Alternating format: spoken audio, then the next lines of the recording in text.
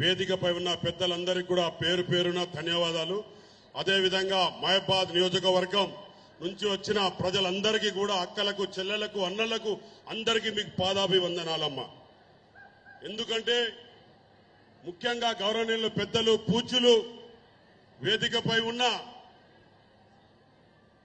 ఉప ముఖ్యమంత్రి గారు భట్టి విక్రమార్క గారు అన్న గారు, అదేవిధంగా గౌరవనీయులు ఆర్ఎండ్బి మినిస్టర్ వెంకటరెడ్డి గారు, అదేవిధంగా మన ముఖ్యమంత్రి సలహాదారులు ఎం నరేందర్ రెడ్డి గారు, అదేవిధంగా నాగరాజ్ అన్న గారు, అదేవిధంగా ట్రైకార్ చైర్మన్ మన బెల్లన్న గారు, మన ఇల్లందు ఎమ్మెల్యే కనకన్న గారు, అదేవిధంగా వేదికపై ఉన్న పెద్దలందరికీ, అదేవిధంగా గౌరవనీయులు మన మహబాద్ ఎమ్మెల్యే గారు మురళీ నాయక్ గారు, మన హౌసింగ్ మినిస్టర్ గారు, ఇంతకు ముందు మీకు అన్ని వివరాలతో మాట్లాడిన పెద్దలు, పూజ్యులు, మన నియోజకవర్గం ఇన్ఛార్జ్ అయిన మన సార్ గారు, అదేవిధంగా మన సురేఖ అక్క గారు, మన తుమ్మల నాగేశ్వరరావు గారు, మన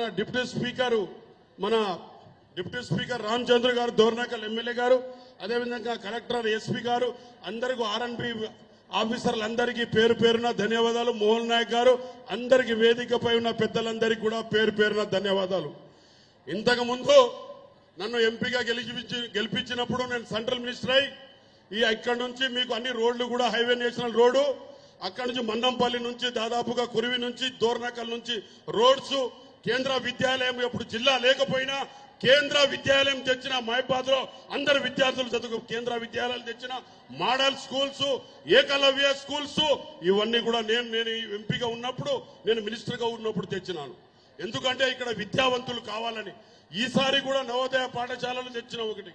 అదే విధంగా ముఖ్యంగా ఇంతకు ముందు గవర్నర్ ఎమ్మెల్యే గారు చెప్పినట్టు తప్పకుండా వేదికపై ఉన్న కేబినెట్ మంత్రులు, ఉప ముఖ్యమంత్రి గారు, సీఎం గారు, మన సలహాదారు ఎం నరేందర్ రెడ్డి గారు అందరూ కలిసి ఈ నియోజకవర్గానికి డెవలప్మెంట్ వైపు తీసుకెళ్తున్నారు. అందుకనే ముఖ్యంగా ఈసారి కూడా 100 కోట్ల రూపాయలు ఇక్కడ ఇవ్వడం జరిగింది. అదేవిధంగా ఇప్పుడు కేసముద్రంలో కూడా దాదాపుగా మనం 400-500 కోట్ల రూపాయలు తెచ్చుకోవడం జరిగింది.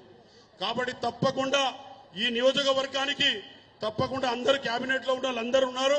కాబట్టి మన జేఎన్టీ ఇంజనీరింగ్ కాలేజీ కానివ్వండి, ఈ ఇంజనీరింగ్ కాలేజీ కూడా శాంక్షన్ చేయిస్తున్నారు.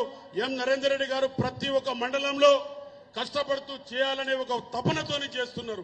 కాబట్టి తప్పకుండా ఎమ్మెల్యే గారు, నేను, అలాగనే ఎం నరేందర్ రెడ్డి గారు, అదేవిధంగా డిసిసి ప్రెసిడెంట్ గారు భరత్ చంద్రారెడ్డి గారు, రామచంద్ర గారు, మేమందరం కూడా చేసి తప్పకుండా ఈ నియోజకవర్గానికి 100% మేము డెవలప్ చేసే ప్రయత్నం భాగంగా ఉన్నాం.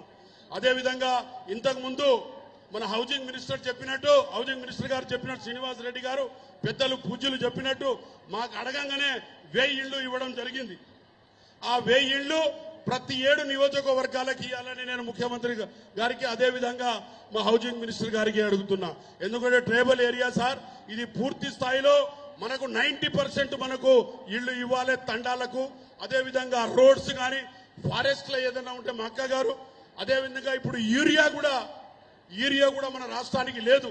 కాబట్టి తుమ్మల నాగేశ్వరరావు గారు, నేను కలిసి ఢిల్లీకి పోయి యూరియా కూడా మీకు సఫిషియెంట్ గా ఈ రాష్ట్రానికి వచ్చేటట్టు పెద్దలు, పూజ్యులు తుమ్మల నాగేశ్వరరావు గారు చేస్తున్నారు. కాబట్టి వారికి కూడా ధన్యవాదాలు. అలాగనే మీడియా సోదరులకు అందరికీ కూడా నేను ఎక్కువ మాట్లాడను, మీకు పని చేసి చూపిస్తాం, తప్పకుండా పని చేస్తాం.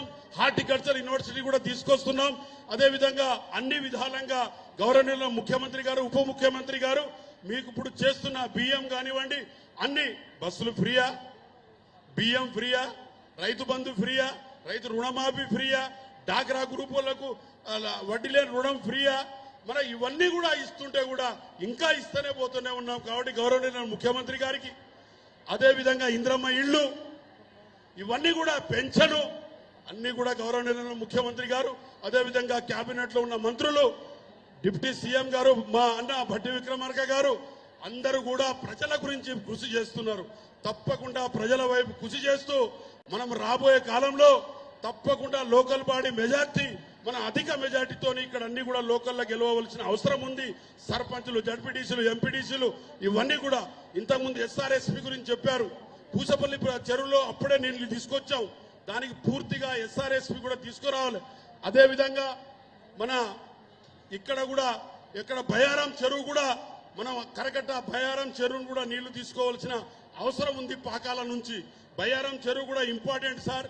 ఆ నీళ్లు వస్తున్నాయి కాబట్టి దాన్ని కూడా చేయించవలసిన అవసరం మా ఎం నరేందర్ రెడ్డి గారి మీద, అదే డిప్యూటీ సీఎం గారి మీద బాధ్యత ఉండి, ఎమ్మెల్యే గారి మీద కూడా బాధ్యత ఉండి, కనకన్న గారికి కూడా మరి బాధ్యత ఉండి తీసుకురావాల్సిన అవసరం కూడా ఉంది. కాబట్టి ఇరిగేషన్ ముందు చూస్తూ పిల్లల ఎడ్యుకేషన్ ఇవన్నీ కూడా హాస్పిటల్స్ కూడా మెడికల్ కాలేజ్ ఇచ్చారు, దానికి కూడా త్వరలోనే అది స్టార్ట్ కాబోతుంది. కాబట్టి మీరందరూ కూడా మన గవర్నమెంట్ బీదోళ్ళకు చూస్తే ఎస్టీ ఎస్సీ బడుగు బలహీన వర్గాలకు చూస్తుంది. కాబట్టి దయచేసి మీకు అందరికీ కూడా పేరు పేరున ధన్యవాదాలు.